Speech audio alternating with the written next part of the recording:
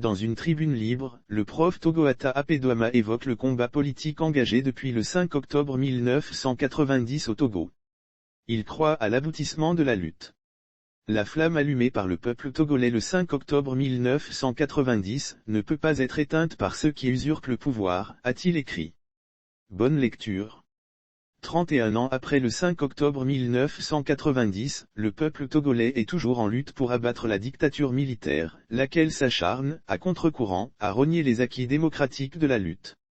Les libertés de presse, d'expression et de manifestation régressent dangereusement. Les prisons de la dictature abritent de nombreux prisonniers politiques qui se sont engagés au service du peuple pour la conquête de la liberté confisquée. La présidentielle du 22 février 2020, une mascarade de plus, remportée par Ajbeyome Kodjo de la DMK, s'est inscrite dans la logique du coup d'État permanent que connaît le Togo depuis 1967. La flamme allumée par le peuple togolais le 5 octobre 1990 ne peut pas être éteinte par ceux qui usurpent le pouvoir mais qui n'ont pas les épaules assez larges pour porter nos aspirations légitimes à la liberté, au développement, au travail qui nourrit correctement le travailleur et lui permet de s'occuper dignement de sa famille et de lui-même. Tout cela, faute de vision. Les dizaines de milliers de chômeurs qui, chaque année, viennent grossir l'armée de la classe dangereuse, appauvrie, sans emploi et humiliée, est une extraordinaire bombe à retardement.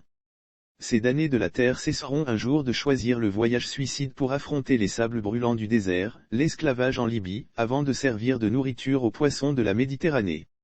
Cette jeunesse abandonnée est celle qui a donné l'assaut à la citadelle criminelle du régime du parti unique. Elle ronge son frein et rêve toujours de changement. Le rêve engrossé le 5 octobre 1990 n'a pas avorté, il n'est pas mort. Il est toujours vivant et anéantira la tyrannie comme la vague océane qui efface le château de sable orgueilleux sur la plage.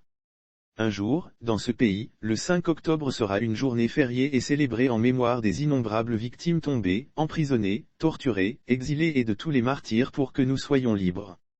Libre du despotisme médiocre et analphabète, libre des réseaux mafieux et obscurantistes, libre du néocolonialisme français pervers et de tous les impérialismes.